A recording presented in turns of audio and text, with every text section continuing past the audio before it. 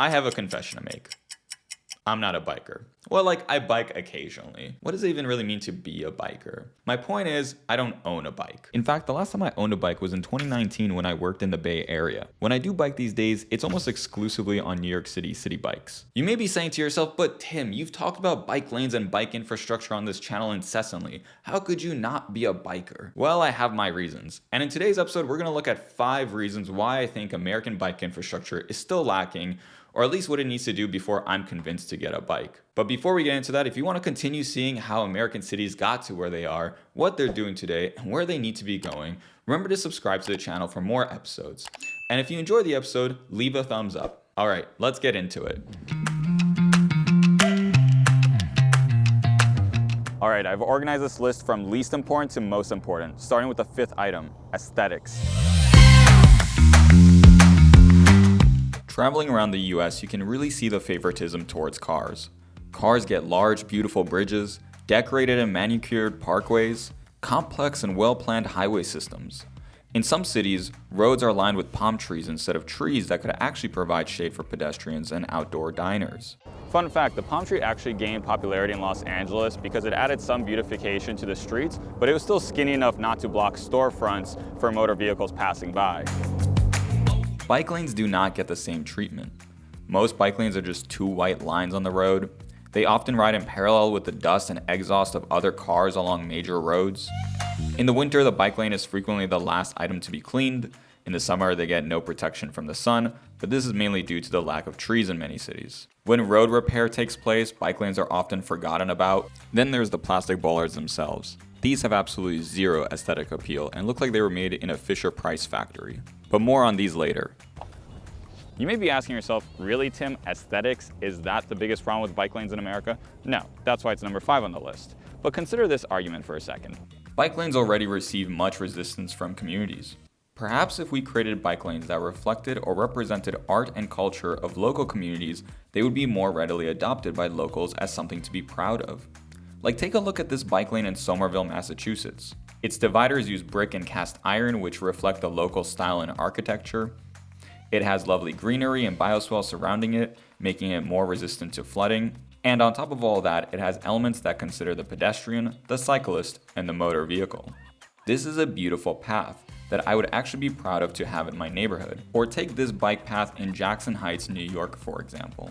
The bike path is surrounded by beautiful art that was commissioned from local artists. It makes it a beautiful and pleasant ride, as well as something that excites other locals in the area. But honestly, I'm not too bothered by this. I would still get a bike and support bike lanes if they were all ugly.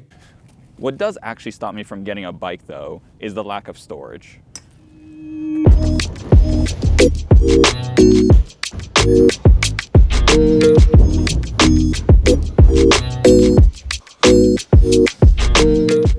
It's getting cold in New York, alright.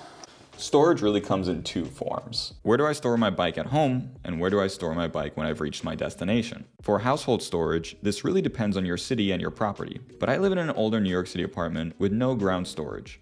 I'm not really inclined to carry a bike up and down several flights of stairs every single time I want to ride it. In some cities, newer buildings are mandated to provide parking for bikes, just the way they are mandated to provide parking for cars. Some of these solutions are great, some of them sorta suck. In Los Angeles, for example, a lot of these storage solutions are outside on the sidewalk. Considering last year, Los Angeles saw over 2,000 bike thefts, I don't know if these will ever get any use.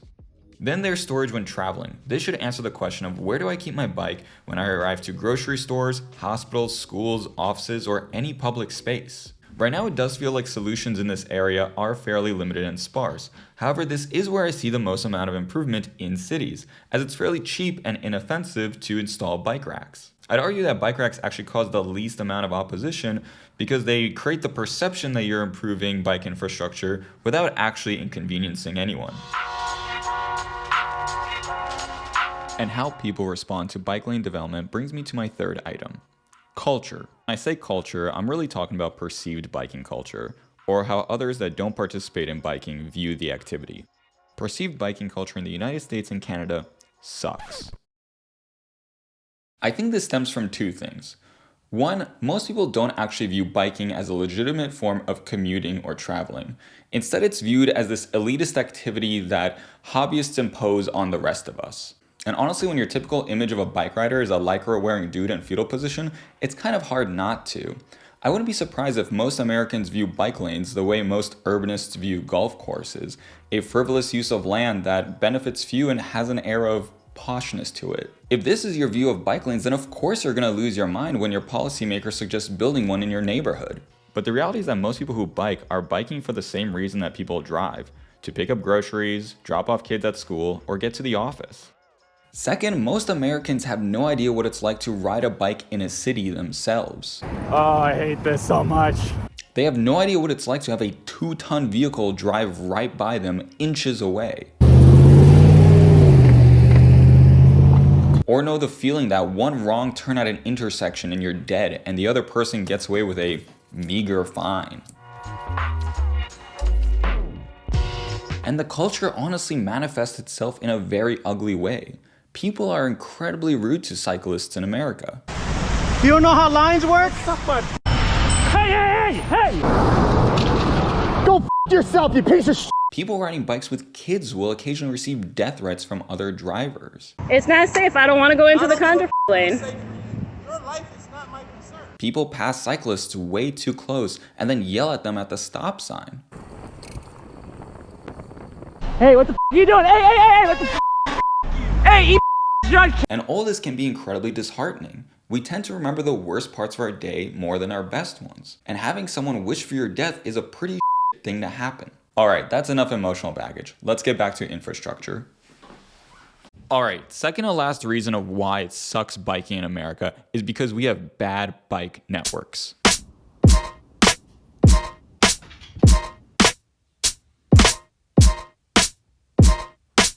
In many cities in America, we have great bike lanes.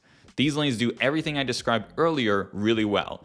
Nice aesthetics, plenty of storage, isolated from cars, but then they just don't take you anywhere useful. Sometimes the bike lanes run through random parkways that are totally disconnected from the rest of the city. Other times the bike lanes just end and open you up to the normal dangerous road. This bike lane ends right here, and then if we turn around, there's nowhere to go. That's it just stops right there. This happens with highways and car streets as well. You can build the most beautiful road, but if it's in the middle of nowhere, then it's totally pointless. Look at this. Look at this random bike network right here. It just takes you through a bunch of random neighborhood streets. It doesn't even connect you to a downtown area right here. Or look at this random protected bike lane. Great long street, and then boom, just ends randomly. What? The two adjacent market streets are right here, so where is this going? Just one more. Another great example. We have a bike lane that goes through here, and what does it do? Connect us from one highway to another highway? Is that where we're trying to get to? What's worse is that politicians don't seem to recognize that this is a problem, and I assume that this is mainly because they themselves don't ride on these bike lanes. Take for instance New York City's own Mayor Eric Adams, who recently proposed a bike greenway expansion across the 5 boroughs. On surface level and in principle, this is a great idea, and some of these bike networks are actually really good. But the majority of these networks are useless for commuters and people completing everyday tasks. This proposal would add greenways that completely hug the Queens and Bronx coastline. Could you imagine if we deleted these highways in Queens and Bronx and instead made them completely hug the coastline? These would be useless for any quick trips across the boroughs. And this is really what bike commuters want, a straight shot between point A and point B, just the way highways are built. This also reinforces the cultural problems that I described in the previous section. When you build something like this, you're not representing the interests of most bike commuters that use a bike for everything that you would use a car for. No one is going to use these greenways to go to the office, do groceries, or go to school because none of them are on this route. Such bike networks are simply not practical and reinforce the idea that biking is for leisure or sport. Before I get to the last item, this is a reminder to like the video if you've been enjoying it and to subscribe for more videos in the future. Another thing I would love to know from all of you is, do you bike? And if you don't, what is stopping you? Leave it in the comments down below, I'm curious. Alright, let's get to the last item. Alright, the number one reason biking in America still sucks is because of safety.